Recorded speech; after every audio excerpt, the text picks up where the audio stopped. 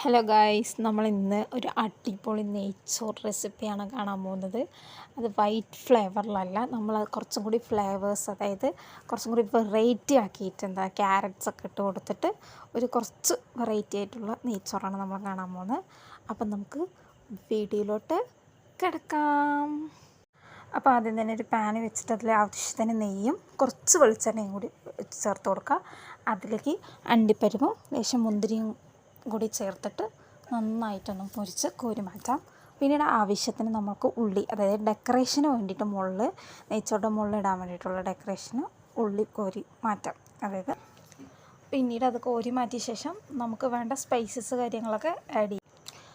അതിനുശേഷം അത് കുറച്ചങ്ങനെ മുരിഞ്ഞ് വരണ സമയത്ത് കുറച്ച് ഉള്ളിയും അതുപോലെ തന്നെ പച്ചമുളകും ചേർത്തിട്ട് നന്നായിട്ടൊന്ന് വറുത്തെടുക്കുക. അതായത് ഒരു ബ്രൗണിഷ് ഷെയ്ഡ് ആവുന്നത് വരെ നന്നായി വറുക്കുക. അപ്പോൾ ആവശ്യത്തിന് കുറച്ച് ഉപ്പ് ഇട്ട് വെച്ചാൽ കുറച്ച് ഷെയ്ഡ് കളർ മാറും. അപ്പോൾ നമുക്ക് കുറച്ചും കൂടി കളർ വരാനായിട്ട്, അതായത് ബിരിയാണി റൈസ് വൈറ്റ് അല്ലാണ്ട് കുറച്ച് കളർ വരാനായിട്ട് നമ്മൾ കുറച്ച് ക്യാരറ്റ് ഇടുക. അതും നന്നായി ഒന്ന് അതിൻ്റെ പച്ചമണം പോണ വരെ ഒന്ന് വരട്ടിയെടുത്ത ശേഷം അരിയിട്ടിട്ട് നന്നായിട്ട് അതിൻ്റെ ഒരു പച്ചമണം പോകുന്നത് വരെ വഴട്ടുക. അതിന് ശേഷം ആവശ്യമുള്ളതും അതുപോലെ തന്നെ നമ്മുടെ ചോറ് കയ്യിലിങ്ങനെ ഒട്ടാതിരിക്കാനായിട്ട് കുറച്ച് നാരങ്ങയും പിഴിയുക. ഇത് നന്നായി ഒന്ന് തിളച്ച് വന്ന ശേഷം ലോ ഫ്ലെയിം ആക്കിയിട്ട് കുറച്ച് വേഗം വയ്ക്കുക. എന്നിട്ട് നന്നായി ഒന്ന് ഇളക്കിയെടുക്കുക.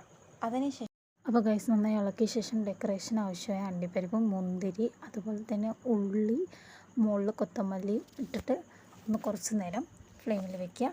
അതിനുശേഷം അത് നന്നായി ഒന്ന് ഇളക്കിയിട്ട് സംഭവം ഒന്ന് കിടിലനായിട്ടുണ്ട്. നിങ്ങളും ട്രൈ ചെയ്യുക. Bye bye.